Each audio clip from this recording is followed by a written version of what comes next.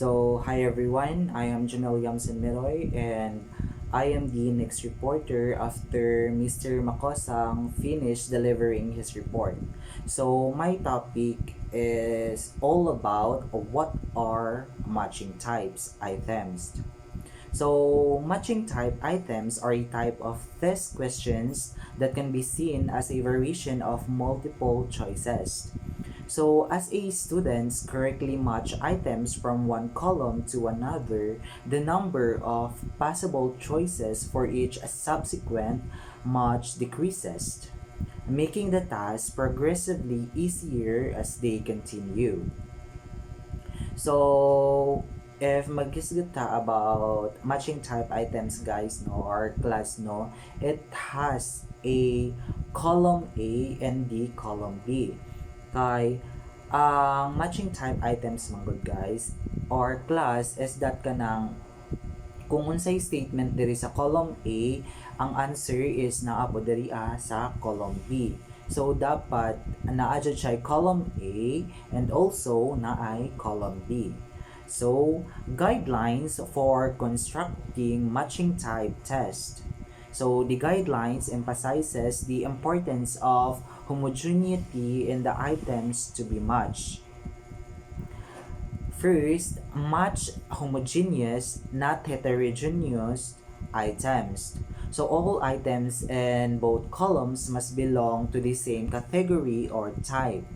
So for example, if you want students to match authors to their literary works, one column should contain only authors and the other only literary works.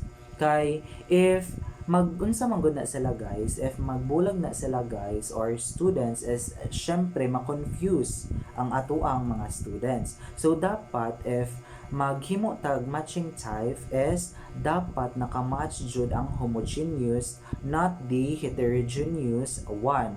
For example, ang kanang sa column A is dapat ang content or ang sulod lang jud ato is only the authors, while the column B is dapat ang content or ang sulod ato is ang mga literary works ato na mga authors. Do not mix different types of information, such as including both authors and their nationalities in the same matching exercise, as this can confuse students and make the test less valid. So, and also guys no, if we have or maghimo tag kaning matching type items na kanang quiz or exam is that dili na to i-mix ang different types of information. Kay syempre if maghalo-halo na ang kanang mga information na atong gibutang dito is syempre ang bata ma-confuse jud no, malibog ang bata, and also mao ni siya makatest na kaning less valid ang mga information na imuhang gipangbutang dito. Why is homogeneity important? So, homogeneous items ensure clarity and fairness in the test. So, they make it obvious what logic or relationship is being tested and avoid confusing students when unrelated or irrelevant information. So, ang homogeneous items guys is mao ni siya ang naga-ensure that ang kanang information na imuhang ginagathered or ang imuhang ginabutang dito is tested and kanang maka-avoid siya kanang confusing sa kanang usa ka estudyante. Kay syempre masabtan to nila na katong question na imong gihatag. So what is a perfect matching type test? So a perfect matching type test, this test presents two columns, which is the column A and also the column B. Items in column A must be matched with the correct answer in column B.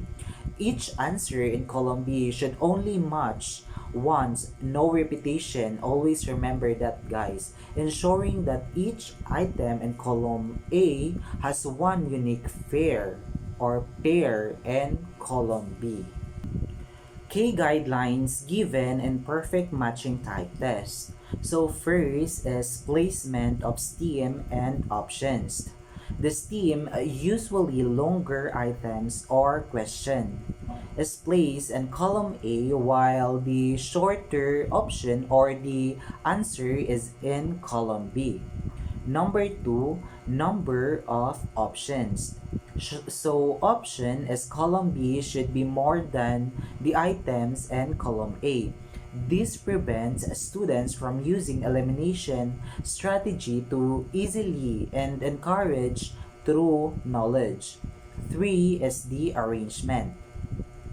Options in column B should be organized alphabetically or chronologically to help the speakers find answer more easily. Fourth is the directions. Clear instructions are essential so that students know how to approach the matching. Yes guys, no, ang direction jud is very important jud in terms sa kanang in terms sa kanang paghatag nimo ani na kaning test kay syempre if maghatag ka tapos imong students pa jud is elementary, so therefore need jud sila na kanang pasabton jud or kanang imuha jud ipasabot sa ila pag maayo ang direction so that maka-follow sila atong instruction na imong gihatag sa ila ha. So why use this type? So assess recall and recognition. So great for a subject requiring knowledge of facts, terms, or relationships between ideas and example, vocabularies, historical events, authors, and works, geometric shapes, and etc. Also, reduce guessing. So by ensuring more options than items to match, students can just guess by process of elimination. Also, construction tips. So keeps themes longer or more descriptive. What is an imperfect matching type test? Are a type of questions format where you are presented with two lists, often called column A and the column B, and you must match an item from one column to the correct item in the other. It's called imperfect because first, not every item in one column must have a unique matching partner in the other column. Second, some answers from column B is maybe used more than once or not at all. Then lastly, this can be contrasted with perfect matching type where every answer is used only once and each item on both lists has a unique pair. Why use this format? So imperfect matching tests are considered less ideal for assessing higher order thinking because they often measure recognition and recall lower level thinking skills rather than application or judgment. And also, they can be confusing for students if the repeating of answer is not clarified. So, however, they are used for knowledge level assessments such as matching facts, terms, or basic associations. So that would be all my topic and I hope you had a nice day guys. Babush.